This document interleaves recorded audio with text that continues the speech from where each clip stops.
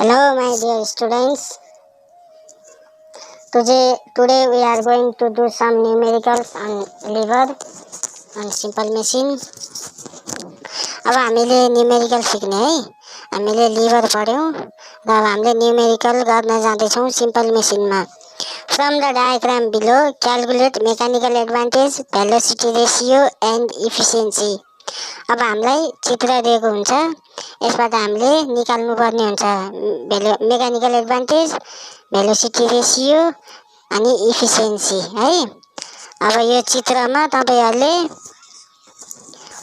Fulcrum, effort र load देख्नु भएको छ है। भनेपछि इफोर्ट हाम्रो बीचमा छ। अब इफोर्ट बीचमा छ भनेपछि तपाईहरुले सजिलरी यो कुन क्लास लिभर हो पत्ता लगाउनु पर्यो। यो हाम्रो थर्ड क्लास लिभर हो है। ल क्लियर देखेकै है क्लियर पनि।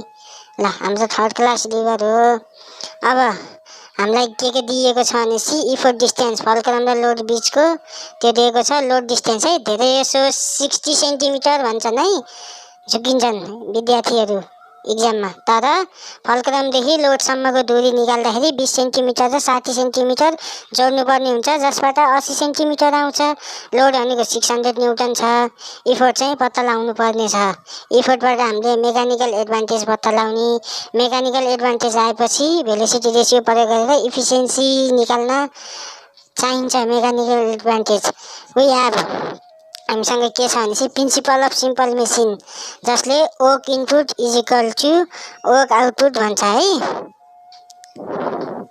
अब हाम्रो वर्क इनपुट भनेको के हो भनेपछि इफोर्ट इन्टु इफोर्ट डिस्टेन्स है। वर्क इनपुट भनेको is equal to load into load distance work output. अब हामीलाई इफोर्ट पत्ता लगाउनु पर्ने छ।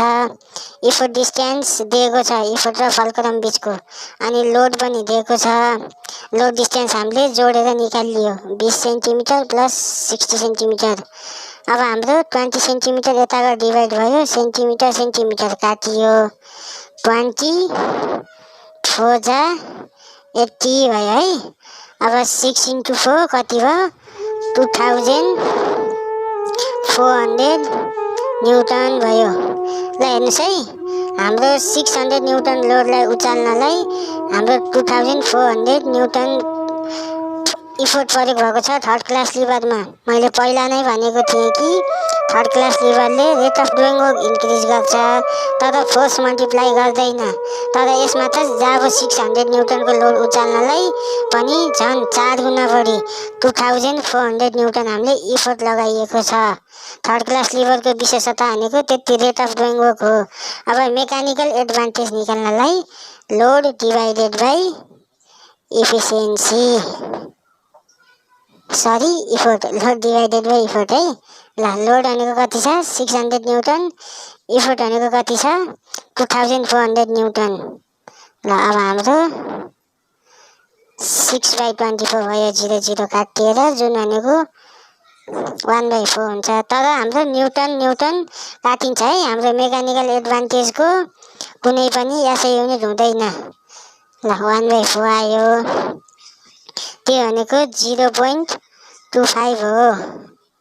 त्यो तपाईले सजिलरी क्याल्कुलेट गर्न सक्नुहुन्छ। ल अब भेलोसिटी रेशियो, यसको फर्मुला भनेको effort distance by load distance है। ल अब इफोर्ट डिस्टेन्स भनेको कति छ 20 सेन्टिमिटर र लोड डिस्टेन्स भनेको कति छ 80 सेन्टिमिटर है। यसको पनि हाम्रो कुनै पनि युनिट हुँदैन। सेन्टिमिटर सेन्टिमिटर काटियो, 24 जा 80, 1/4 भयो। यो भनेको नि 0.25 भयो, यसको युनिट हुँदैन। फाइनल्ली हामीले इफिसिएन्सी पत्ता लगाउनु पर्यो।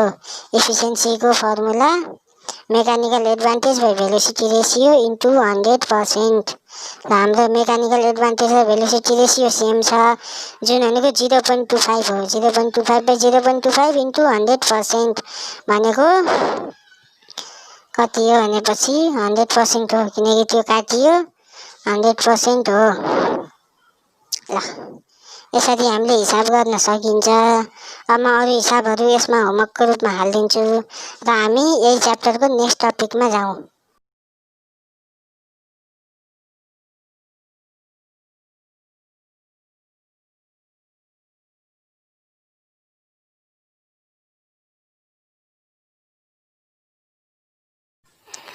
After solving a problem on diagram, now let's some numerical problem on liver word problem. अब हाम्रो फिगरमा भएको क्वेसनहरू सल्भ गर्न सजिलो छ, तर हाम्रो वर्ड प्रब्लम भएको क्वेसनहरू गर्न चाहिँ थोरै गाह्रो हुन्छ है। किन गाह्रो हुन्छ भन्दाखेरि फिगरमा इफोर्ट डिस्टेन्स लोड डिस्टेन्स सिधै छुट्याइदिएको हुन्छ भने तपाईहरुले वर्ड प्रब्लममा आफै पत्ता लगाउनु पर्ने हुन्छ। तर केही छैन, सिक्नु त पर्यो। ल अब हामीले एउटा मैले क्वेसन दिएको छु, ल त्यो गरौँ है। If a 500 Newton load is to be lifted with 100 Newton effort, हामीलाई लोड दिएको छ 500 न्युटन है। हाम्रो 500 न्युटन लोड लिफ्ट गर्ने भनेदेखि अब 100 न्युटन इफोर्ट भने त हामीलाई इफोर्ट पनि दिएको छ 100 newton effort. So effort is equal to 100 newton using a first class lever. पहिला क्वेसनमा थर्ड क्लास लिभर दिएको थियो भने अब हामीलाई फर्स्ट क्लास लिभर दिएको छ, र फर्स्ट क्लास लिभरको बिचमा के हुन्छ त्यो तपाईहरुले जान्नुपर्ने कुरा हुन्छ है। ल यो फलक्रम बिचमा छ।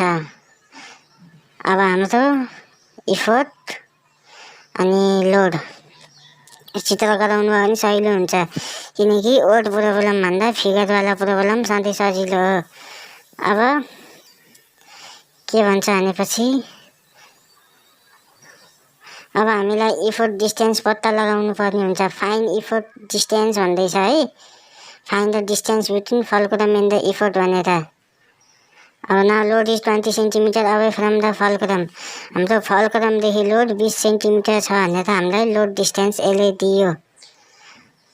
अब हामीले पत्ता लगाउनु पर्ने कुरा भनेको इफोर्ट डिस्टेन्स हो। लोड डिस्टेन्स 20 सेन्टिमिटर दिएको छ। अब from the principle of simple machine, हाम्रो सिम्पल मेसिनको प्रिन्सिपलले के भन्छ भनेपछि work input is equal to work output. हामीले पहिलाको हिसाबमा पनि यही गरेको हो। अब वर्क इनपुट र वर्क आउटपुट भनेको के हो जान्नुपर्छ। E into UD is equal to L into LD मेटिएछ, एल इन्टु एलडी। अब इफोर्ट भनेको 100 न्युटन, तपाईहरु नझुक्किनु होला, इन्टु इफोर्ट डिस्टेन्स पत्ता लगाउनु पर्ने हो। Load 500 newton multiply load distance 20 centimetre. Now effort distance is equal to 500 Newton into 20 centimeter divided by 100 Newton. Now you can easily calculate effort distance, which is 100 centimeter, and 100 centimeter is 1 meter. So we have calculated effort distance 1 meter. Now all of the students, please practice more and more numerical on lever from your book. If in case of any difficulty, you can easily contact me.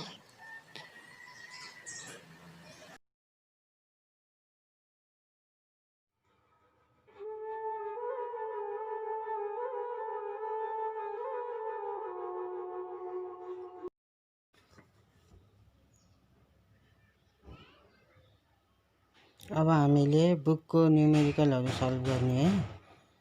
Page number 47 को ए को मैले यहाँ बोर्डमा question सारेको छु। अब सबभन्दा पहिला त्यो गरौँ अनि बाँकी पनि गरौँला। अब क्वेसन के छ भनेपछि अ क्रोबार ह्याभिङ, अब एउटा क्रोबार छ अरे है। क्रोबार भनेको के हो मैले अगाडि नै पढाइसकेँ। क्रोबार भनेको फर्स्ट क्लास लिभर हो, यसको फलक्रम बिचमा हुन्छ र क्रोबारको मुख्य काम भनेको ढुङ्गा उठाउने हो है। ठुल्ठुलो ढुङ्गाहरूलाई हामीले लेस इफोर्टमा पनि उचाल्न सक्छौँ। ल एउटा चित्र गराइदिन्छु, सिम्पल चित्र। ल फलक्रम छ, ढुङ्गो छ, हामीले यताबाट इफोर्ट लगाउने है। र यो क्रोबारमा सधैँ इफोर्ट डिस्टेन्स धेरै हुन्छ, किनकि फोर्स मल्टिप्लाई गर्नुपर्ने हुन्छ। अब क्रोबारको लेन्थ हामीलाई कति दिएको छ भन्दा 1.75 है, पोइन्ट छ के यस्तो छ। ल is use to balance a load of 500 newton. ल लोड कति भनेर पनि दियो हामीलाई 500 न्युटन भनेर। If the distance between the fulcrum and the load is 0.5 metre, अब हामीलाई फलक्रम र लोड बिचको दूरी 0.5 मिटर दिएको छ। त्यो भनेको के हो? लोड डिस्टेन्स हो है। त्यो तपाईँले थाहा पाउनुपर्छ। फ्रिक्सन नेग्लेक्टेड भनेको छ, फ्रिक्सन भएन भने ब्यालेन्स कन्डिसन हुन्छ र हामीले work input is equal to work output गर्न सक्छौँ। ल अब हामीले पत्ता लगाउनु पर्ने कुराहरू effort, mechanical advantage, velocity ratio र इफिसियन्सी पत्ता लगाउनु पर्ने हुन्छ। अब हामीले दिएको कुराहरूलाई सोलुसन गिभनमा लेखौँ है। सबभन्दा पहिला टोटल लेन्थ अफ क्रोबारको लम्बाइ डी मानौँ है, किनकि एलले हाम्रो लोड जनाउँछ। त्यो भनेको 1.75 मिटर। अब distance between fulcrum and load भनेको के हो? Load distance. अहिले हामीलाई लोड कति दिएको छ? 500 न्युटन। अब लोड डिस्टेन्स लेखौँ कति छ? हाम्रो लोड डिस्टेन्स 0.5 मिटर छ। अब हामीले इफोर्ट डिस्टेन्स र इफोर्ट पत्ता लगाउनु पर्ने हुन्छ र हाम्रो टोटल लेन्थ र लोड डिस्टेन्स दिएको छ। चित्रबाट हामीले सजिलै इफोर्ट डिस्टेन्स निकाल्न सक्छौँ। इफोर्ट डिस्टेन्स भनेको distance between fulcrum and effort है। इफोर्ट डिस्टेन्स भनेको 1.75 माइनस 0.5 कति हुन्छ? 1.25 हुन्छ। यो तपाईँहरूले सजिलै क्यालकुलेट गर्न सक्नुहुन्छ। 1.25 मिटर है। ल अब हामीले के पत्ता लगाउनु पर्छ त्यो हेरौँ। फर्स्ट अफ अल हामीले पत्ता लगाउनु पर्ने भनेको इफोर्ट अनि मेकानिकल एडभान्टेज अनि भेलोसिटी रेसियो अनि इफिसियन्सी। फ्रिक्सन नेग्लेक्टेड भन्छ भने हामीले now we can use principle of simple machine. What is principle of simple machine? थाहा पाउनुपर्छ है। Work input is equal to work output. अब हाम्रो वर्क इनपुट भनेको effort into effort distance, work output भनेको लोड इन्टु लोड डिस्टेन्स। अब हाम्रो effort कति दिएको छ पत्ता लगाउनु पर्ने छ। इफोर्ट डिस्टेन्स भनेको 1.25 मिटर, लोड भनेको 500 न्युटन र लोड डिस्टेन्स भनेको कति छ हामीलाई दिएको छ है 0.5 मिटर। अब यसलाई सजिलै तपाईँहरूले क्यालकुलेट गर्न सक्नुहुन्छ। यसपछिको मैले नगर्दै पनि तपाईँहरूले सक्नुहुन्छ, त्यही पनि ल म गरिदिन्छु। अब इफोर्ट पत्ता लगाउनु पर्नेलाई एकतिर राख्ने, बाँकीलाई अर्को राइट ह्यान्ड साइडतिर क्यालकुलेट गर्ने। 500 newton into 0.5 metre divided by 1.25 metre.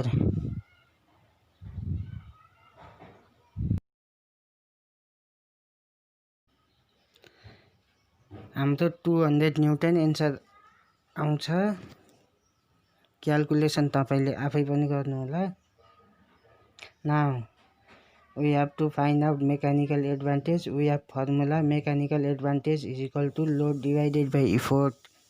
Now we have load 500 Newton and effort 200 Newton. We can easily calculate it and we can find out answer 5 by 2 is equal to 2.5. Then we have to find velocity ratio and we have formula effort distance divided by load distance. Now what is effort distance? We have calculated effort distance 1.25 meter and we have load distance 0.5 meter. Now the ratio of 1.25 and 0.5 is 2.5. Finally, we have to find out efficiency and we have formula mechanical advantage by velocity ratio into 100%.